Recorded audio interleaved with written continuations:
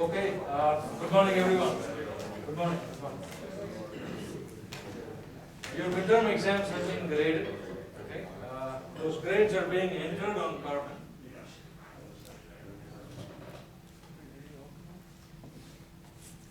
The grades are being entered on carbon, so please be patient. It will be until the end of the day before all the grades are entered.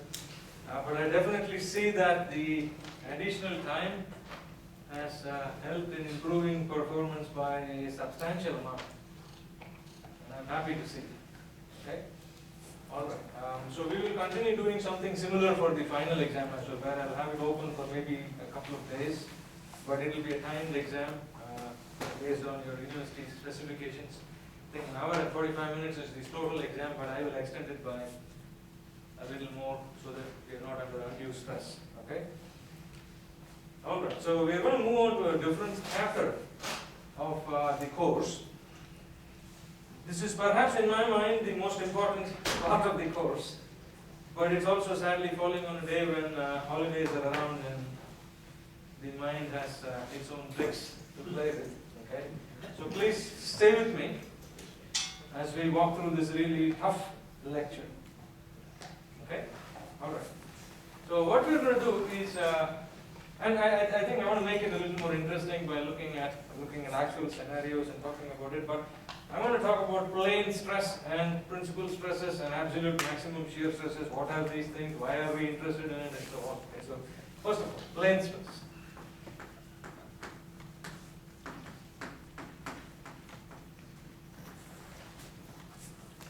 And I want to motivate this by means of an example. I have the figure posted on your Carmen page pre-lecture slides. I'm just going to draw that very quickly here. I'm considering a hollow cylinder. Okay.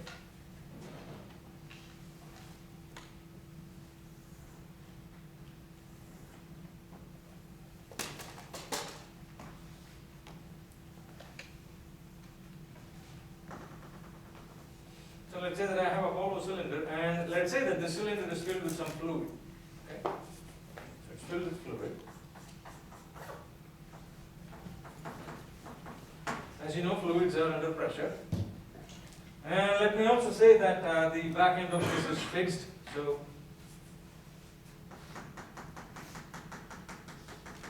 and let's say added to the top of the presence of the fluid, I'm going to have a torque applied on this in the normal, typical positive sense.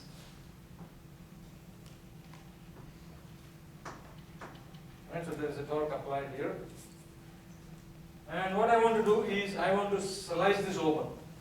Okay, so like I'm taking this, passing a straight line, sectioning out and breaking it into two pieces, a top piece and a bottom piece. So cut this out.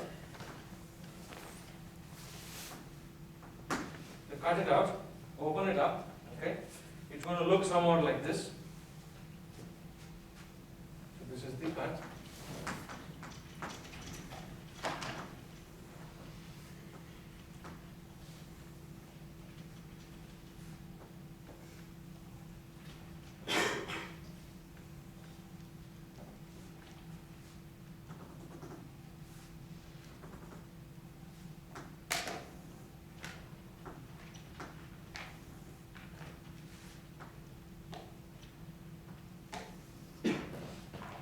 so this is approximately how it looks like. And here are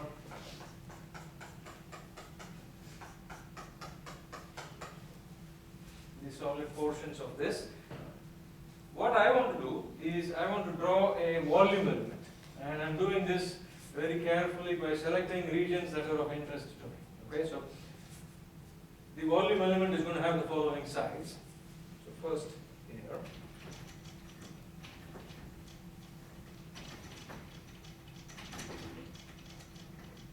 This is the second side of that volume element. A volume element is a cube of some sort, right? Now, because of the fact that there is fluid at some pressure which is found inside this tube, so this is at some pressure,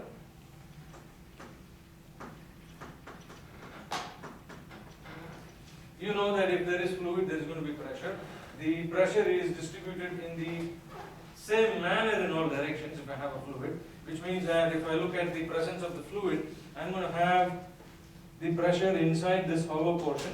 To balance it out, since I'm cutting through, I'm exposing some internal forces. Those internal forces must sum to the net pressure distribution inside. Okay?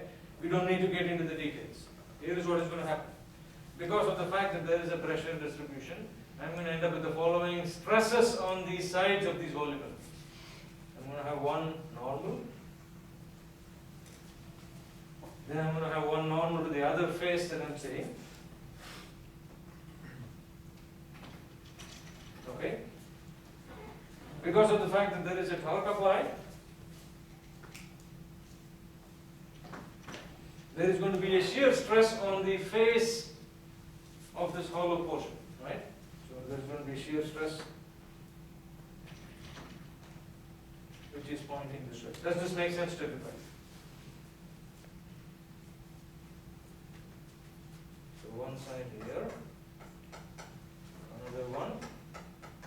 Those are the two faces of my volume element. I'm going to label them by names now. The stress here, I'm going to call it as sigma yy because it's directed along the y-axis, so here is my y-axis. The stress I'm seeing on the face side here, pointing towards you, is sigma xx. Okay, so my x-axis is along the cut or the length of the tube. And because of the fact that the area normal to this particular face is going to be the x-axis, I'm going to have a shear stress there. That's going to be tau yx, but mind you, there is going to be a shear stress on this face as well. Because you see that if there is a shear stress on one face, it will be symmetrically distributed on the adjoining faces too. I'm just going to show it up. Okay, so there's going to be a shear stress here, which I will be drawing this way. And the reason for its existence will become clear now as I draw the volume element. So volume element.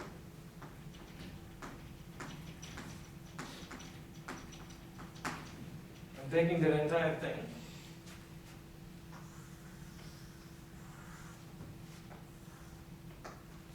and drawing it up.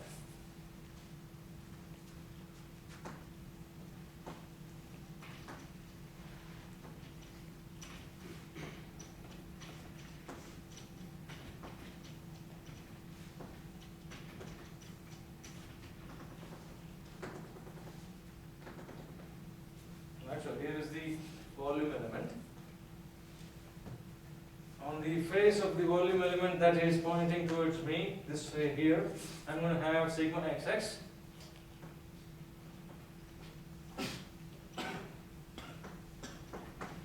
Which means that on the back face, I'm going to have an equal amount of sigma xx. In that face.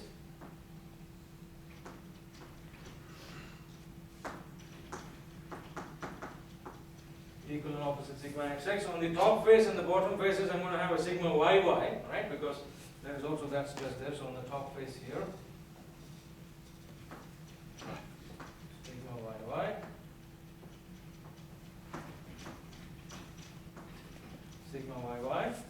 Does this make sense to everybody so far? So you can see that this is the top face that I'm drawing right here. Okay, and this is the side face that I'm drawing right here. Okay, and then I'm going to have the shear stresses as well. So I start off by drawing tau xy, yx here, which means that I'm going to have one on the back face equal and opposite, like we've done in the past. And then I'm going to have two more on the top and the bottom. Okay, creating a counteracting couple. One there, and one there. And this is the face that I'm seeing. And those arrows, I'm just going to call them as tau xy because we know that shear stresses are symmetric, at least when it comes to sockets. Okay? So tau yx is the same as tau xy. Because of the fact that tau ij and tau ji are the same. And so this is all tau xy, tau xy, and so on. Does this figure make sense to everybody before I proceed further? The reason for the existence of these two is because of the fluid pressure inside. Okay? The reason for the existence of the shear stress is because of the torque that is applied. If I have a shear stress on one face, I'm going to have shear stresses on the other three consecutive faces so that they cause couple moments which will cancel each other out. This I need for equilibrium. And here is my axis system. This was my y-axis. The x-axis was pointing this way. And so the z-axis is pointing this way. So in some sense, this is the z-axis, if you like. Okay. My y-axis is coincident with the stress sigma yy. And my x-axis is pointing this way. This is the state of stress at some point on this body. I can write the stress matrix. Okay, if I write the stress matrix, so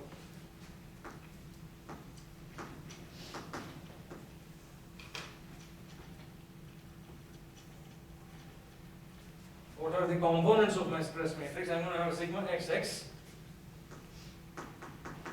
I'm going to have a sigma yy, right? Second component along the diagram. 0. Tau xy, tau yx are the same, so we don't bother about calling them. This is tau xy. This is tau xy. Everything else is 0. So the third element here, and all of these are 0. So essentially I have a 0 row and a 0 column, which means that I can get rid of them from matrix theory. I can take this matrix, which is a 3 by 3, and write it as a 2 by 2 matrix because those zeros don't do anything to my life. Okay?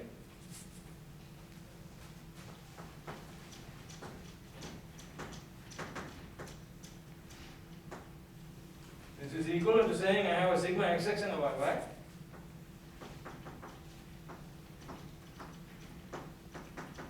Tau xy and tau xy.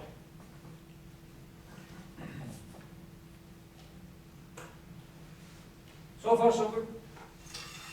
I want to give a pause and see if there are any questions. Yes, sir? So just to make sure that you said that normal stresses are caused by the fluid pressure. By the fluid pressure. And the shear stresses in this case are caused by the reaction torque. Torque, right. Torque. So sigma xx and yy.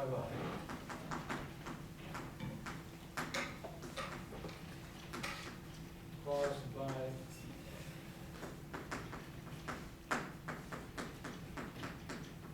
fluid pressure, and sigma xx has a special name. It's called as an axial pressure because it's acting along the axis. Sigma yy also has a special name. It's called as a hoop stress, okay, or a circumferential stress because it's acting along the circumference of the cross section. Okay, then you want to gently wake up your friend next to you. Is he out cold? You want to wake up? Sure. You want to go sleep elsewhere? Home is a better place. All right, you go home hopefully soon. So I was not expecting this many people to begin with, so I'm happy that everybody is here. Who wants to be is here. So they are called by, of course, they called as the following axial. Let's maybe say that. Axial stress. Sigma YY is called as a hoop stress or circumferential stress.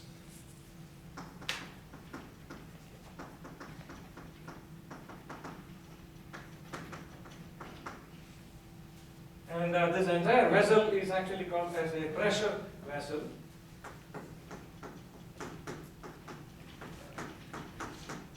Because it is holding fluid at some high pressure. It is typically used for transporting fluid. I mean, if you look at all these oil tankers and so on your freeways, those are all large pressure vessels of some sort. Okay? There are a lot of assumptions that go into the design of these pressure vessels. The fundamental assumption being that the thickness is very, very small. Okay, so this thickness here, which I'll call as T, so T is very small.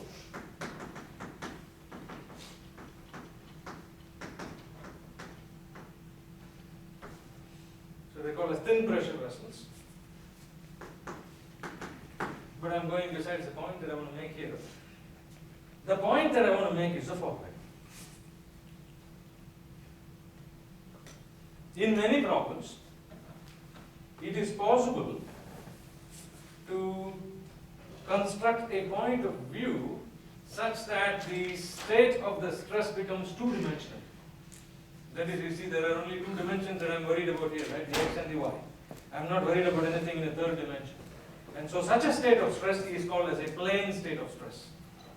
Okay, and for perspective, let's assume that you're a person sitting and viewing this along the z-axis. So you're sitting here, and then you're viewing this thing. Here is what you want to think of. Because there is nothing of interest happening along the z-axis, I can essentially take this volume element and squish it into a single rectangle. Okay, so watch this. I'm going to push this up.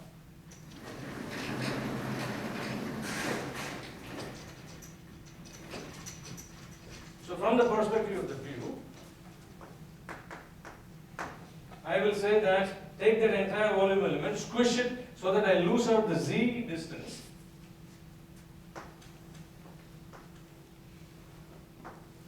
All I am interested in is this rectangular box with the following stresses acting on it.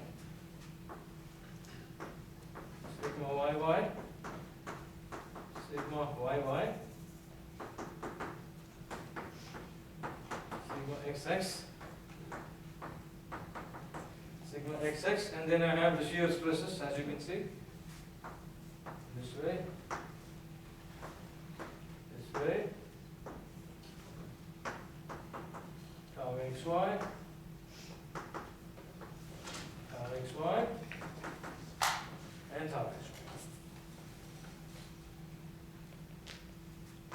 And so you see that all the stresses are now confined to a single plane, which is the XY plane. And so such a state of stress is called as a plane state of stress. So plane state of stress.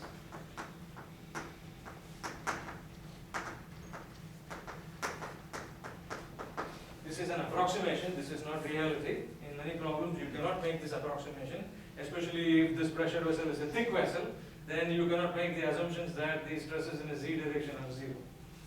Okay, there will be stresses inherent in the z direction due to the nature of the body itself. But for us, we are not going to worry about it. But this is what we've seen in many problems, right? I mean, we've written the stress matrix. It is not at all completely filled. There is always going to be one set of rows and columns that are always zero. So all the problems that we've been doing, even though they are from a three-dimensional point of view, they are actually plane stress problems. It is just hidden inside. Okay, we just did not specifically talk about it. It's plane state of stress. All the stresses of interest constrained to one plane.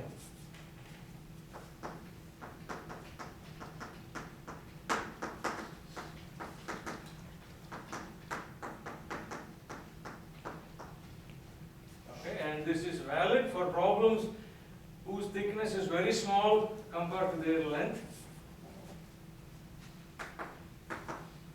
very thin bodies,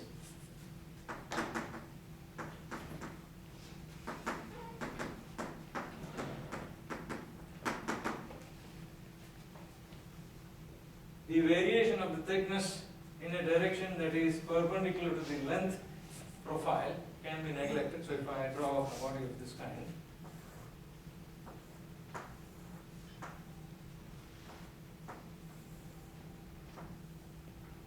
okay, so here is a slab of metal or something. If I set up an axis system,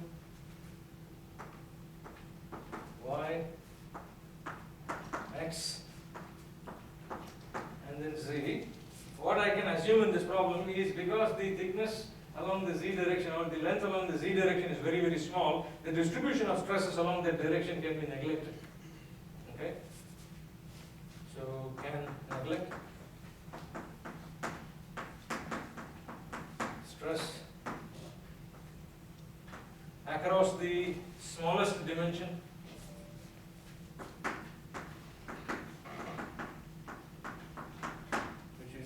here. Okay, so this essentially means sigma zz is 0.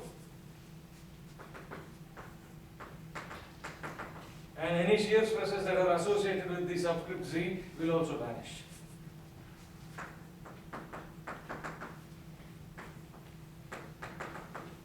And so the state of stress at any point can be characterized on those kinds of bodies which are very, very thin. The state of stress at any point can be characterized by just these three stresses: sigma xx, sigma yy, and then tau xy. Okay? Alright. Why are we doing this? Is because a lot of problems actually can be modeled in this particular manner. This is an approximation. This is not reality. This is an approximation, an idealization of a very complicated problem. But a lot of bodies can be modeled that way, okay? And so we reduce the complexity by trying to understand how these things help us out. Now, two more definitions, and then we'll look at a very nice, in my opinion, a nice example. Definitions. Principal stresses.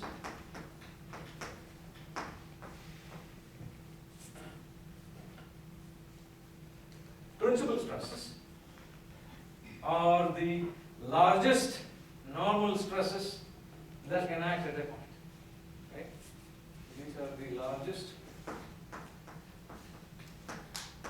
and the maximum normal stresses at a point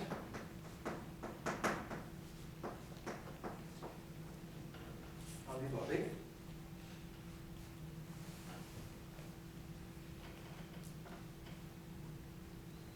And if I view the body from a planar perspective, so if I have a plane state of stress, then I'm typically going to have two principal stresses. So for a plane state of stress,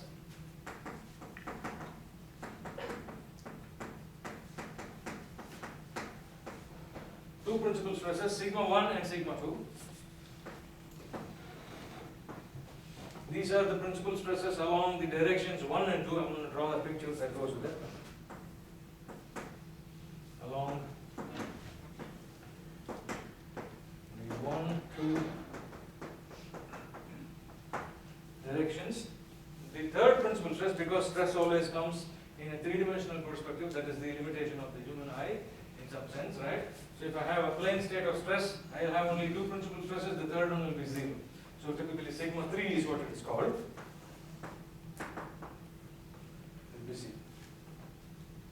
Once again, these are abstract concepts. I'm going to tie them in with an example. Okay? And one thing I want to point out, this is the Sine Convention that we will adopt for planar state of stresses. So if the stresses are drawn this way, then they are assumed to be positive. Okay, so this is the Sine Convention.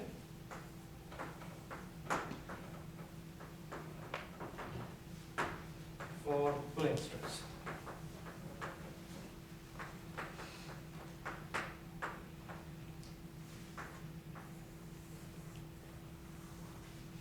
it is very obvious to see why this makes sense, because my stresses here are both tensile, they're pulling, okay?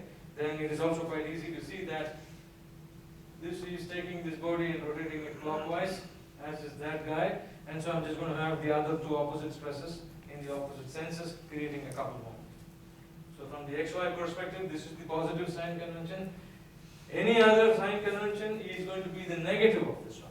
If my sigma yy arrow is reversed, it's going to be minus sigma y. Okay? And likewise, for plane stresses, the principal stresses also have a sign convention. They are positive if they are tensile, they are negative if they are compressive. Okay? So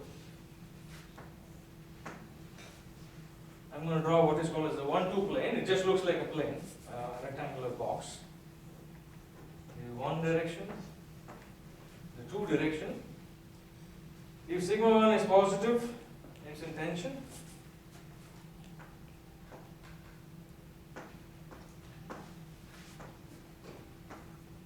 Equal and opposite. Then the normal stress along the two direction is called as sigma 2. And it is very clear from the way I have drawn, without telling you why, and you're going to see why, that there are no shear stresses when I consider principal stresses. Okay, so you don't see any shear stresses that are drawn. There are no arrows that go parallel to the sides. Okay, so the planes containing principal stresses are free of shear.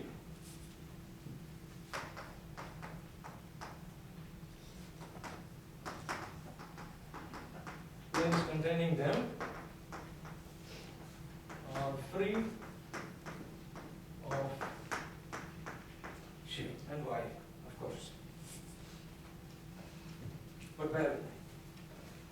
I want to do one more definition and then we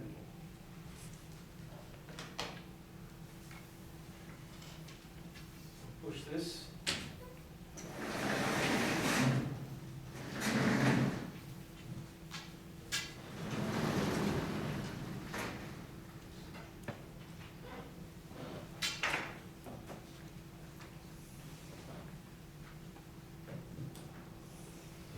Alright, now, maximum in-plane shear stress, different from a principal stress definition.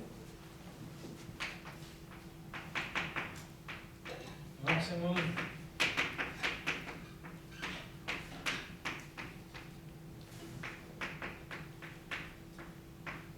this is the second definition.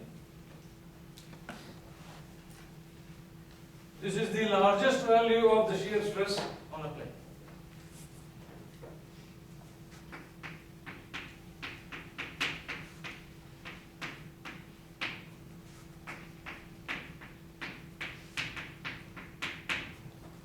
At a point on a plane. Okay?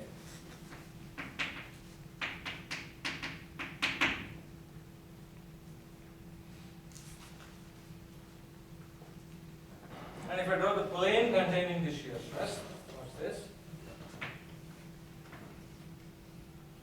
This is the plane containing the shear stress. The direction of the shear stress is positive if it follows the positive sign convention, so I'm just going to draw it out here. I'm going to call it as tau max. Subscript in plane. This is also tau max. In plane. Obviously equal and opposite on the top and the bottom. But, contrary to what we did for principal stresses, if I draw a plane containing the maximum shear stresses, there will also be some normal stresses present. And we are going to see why in the next example. Okay, so we're going to call it a sigma average. Sigma average. Sigma average. And sigma average.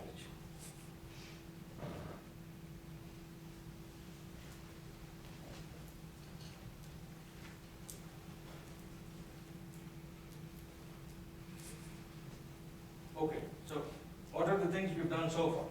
Plane stress, many problems, many practical problems can be reduced to a state of two-dimensional stress. So I have only sigma xx, sigma yy and tau xy based on the loads applied.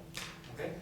Then I define two other abstract quantities called as a principal stresses, and then this maximum in-plane shear stress. And now let's see what they are. I'm going to consider an example of a ductile material.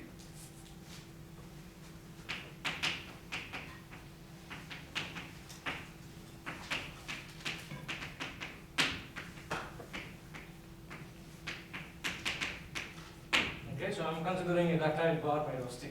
Okay. This is the load applied on it, it's purely axial loading.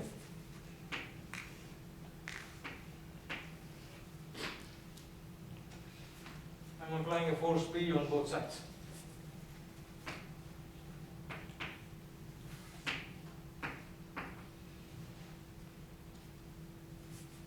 The plane of loading, if I just draw it as a three-dimensional plane,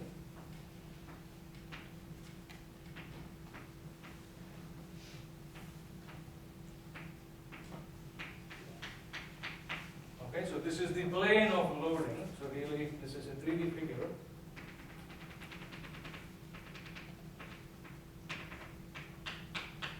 Right? So that is a plane of loading.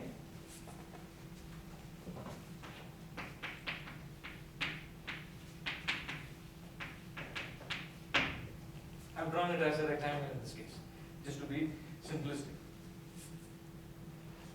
It is known from experiments, this is a hard proven fact, that if I have a ductile material, it will fail when the stresses reach the maximum shear stress value. Okay, so this is a fact of life. Fact. Experimentally proved that ductile materials fail by shear.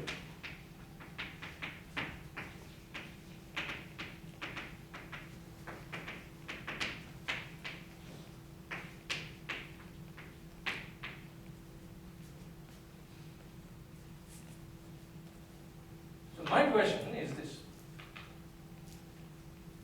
if they are failing by shear, then what exactly is the value of the shear stress? You see, I'm applying a force P, so where the hell is the shear stress caused due to the force P? I don't see a shear stress there. Do you? Hopefully not. I'm applying an axial force. The entire specimen is in a state of axial tension, right? Just tensile stress is acting. So why am I talking about a shear stress there? Is because of the fact that the load plane or the plane of loading is not the same as the plane of failure for materials. The plane of failure is actually at an angle to this plane of loading. Okay? The plane of loading is not the plane of failure. In general, particularly it could be the case.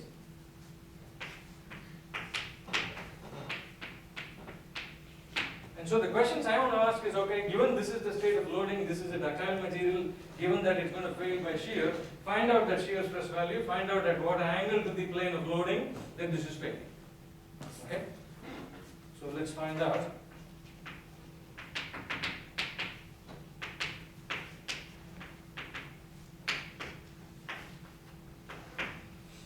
Okay, and what is the angle between the plane of failure and the plane of loading?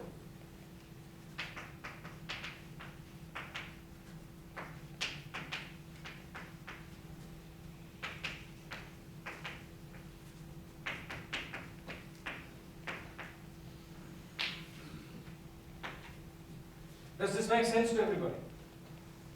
I have this specimen made of steel. Imagine this is made of steel. I'm taking this and pulling it out. You have a ductile specimen. You have proved experimentally that these materials fail due to shear. So my question is, okay, what on earth is this maximum shear stress? How do I find it? And also, if the material is failing, how does it break? Does it break such that the cross section is nice and smooth as it was before? Or is the cross section that it fails in is at an angle? What do you guys think? An angle. What do you think an angle is going to be? We discussed this when we were talking about material behavior a long time back. I showed you ductile specimens and I pulled it out and it broke at an angle 45 degrees. 45 degrees. Right? Let's assume that it's 45 degrees. Let's see why it is the case. Okay? So here is what I'm going to do. If I have an area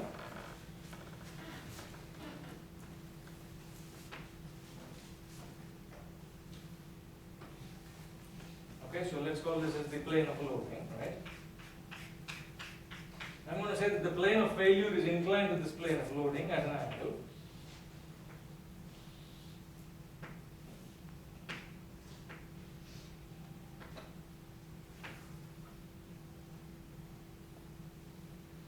Okay, the plane of failure is on the back face.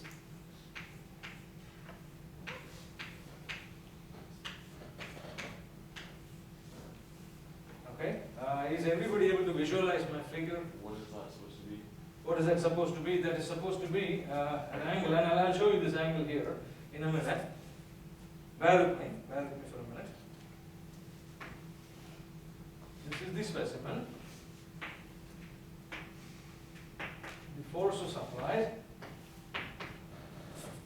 This vertical line that you're seeing is that line. Okay? And the inclined line that you're seeing is the actual plane that it breaks out. The angle between the two, I'm saying, is the angle theta. Okay, so if I call this as A, B, this is A, this is B, this is C. Does this make sense to everybody now? Yes, sir? Is this like pre-drawn in the pre-lecture notes, or do we need to? Could be. I mean, you can draw it out now. It's completely fine if you don't want to draw it too. But I want to explain what is going on here. Okay? This is a plane whose edge that I'm seeing here. Okay, so this is the line AB that you're seeing. This is that particular line. The plane that it fractures is not the same as the plane of loading, and those two are set up by a small angle of theta. What is that angle theta? 45 degrees is what you're all saying. Let us see why that is the case. Okay?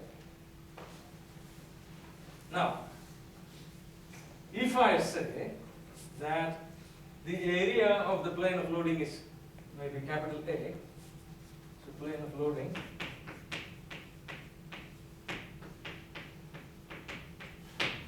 the area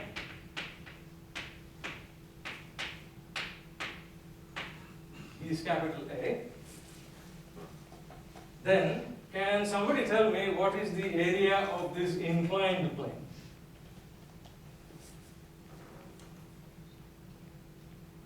The area of this plane here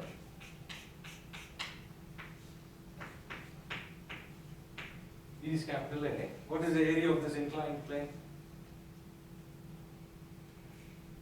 Is it AB times the thickness? Okay, let's say that you have this line AB. Let's say this line AB is some height h. What is this height here?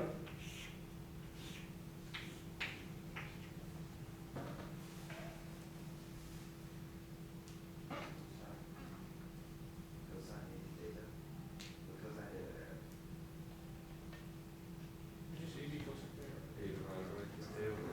there. It is h divided by cosine theta. Thank you. So I am doing the same thing by saying, okay, if I have an area which is capital A, what is the area of that inclined plane? It is going to be this area divided by cosine theta. This is the same idea. If it applies to lines, as long as my thickness is constant, it should apply to this area as well. So this area here, the inclined area,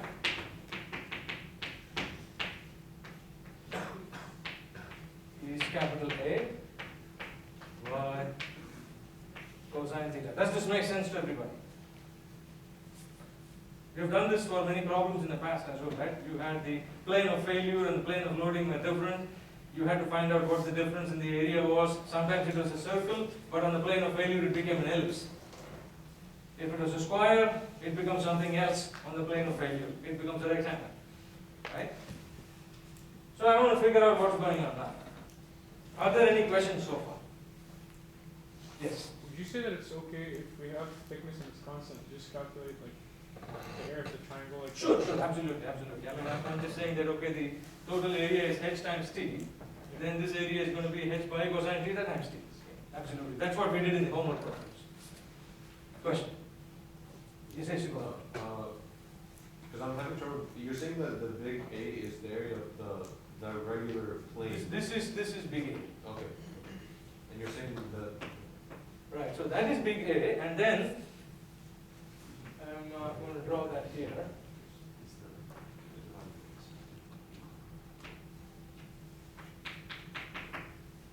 That is A divided by cosine theta. Okay, so this angle, this area here is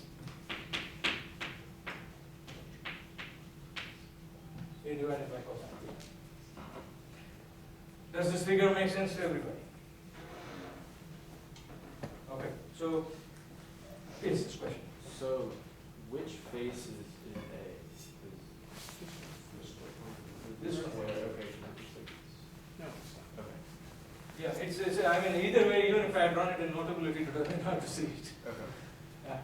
So one has to use this to visualize it. So when I'm talking about capital A, it is this slice here. So that is the face that is the closest to us. Okay. And then the inclined face is going to be this A divided by cosine theta. Okay. Okay. So all I'm saying is that I have a plane of loading. Okay. I have a plane of failure. The plane of failure is not the same as the plane of loading. That's all. But I need these angles to go forth and do something.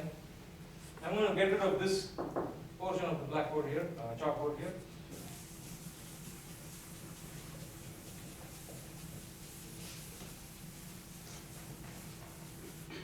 Alright, now comes the more tricky part.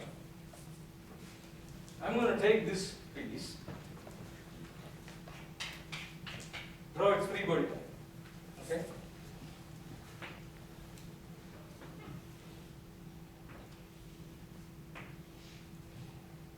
Okay, so here is that.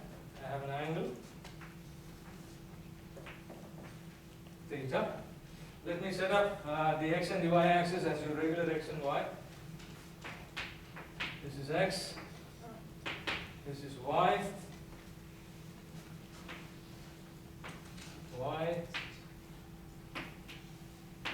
force P,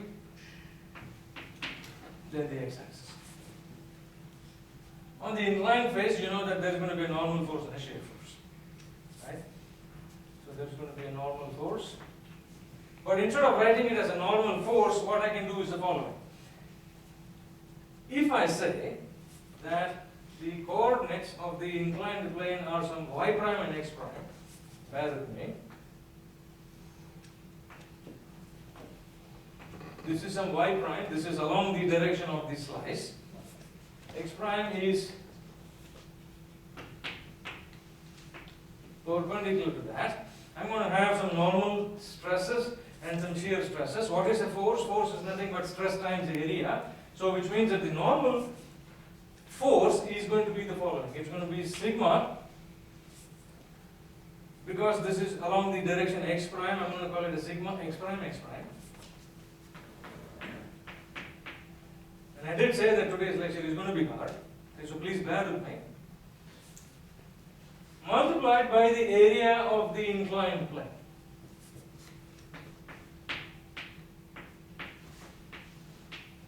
Does this make sense to everybody? What is force? Force is stress times area. What is the stress? I'm saying that this stress is some creature called sigma x prime. Why is it sigma? Because it is directed along the normal to that cut plane. And it's multiplied by the area of the failure plane itself, which is A divided by cosine theta. I'm going to have a shear stress along the plane. And I'm going to call it as tau x prime y prime, because it's along the y prime and the x prime direction. But it's a force. Force is stress times area, so multiplied by A divided by cosine theta.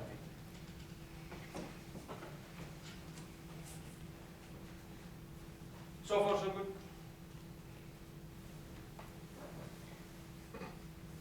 We know that everything has to be in equilibrium, right? So I can take this force P and split it up into components along the x prime and the y prime directions. Right? So I can do that in the following manner.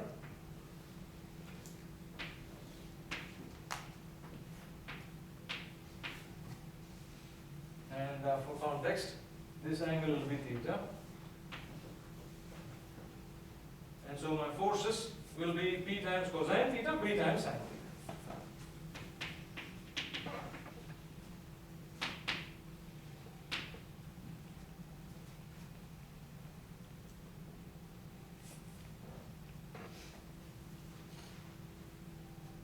And keep in mind that what I am seeking here is the maximum value of the shear stress on the plane of failure. Okay, so that incline is essentially the inclination of the plane of failure to the plane of loading, which is given by this angle theta. With your permission, I'm going to get rid of this one.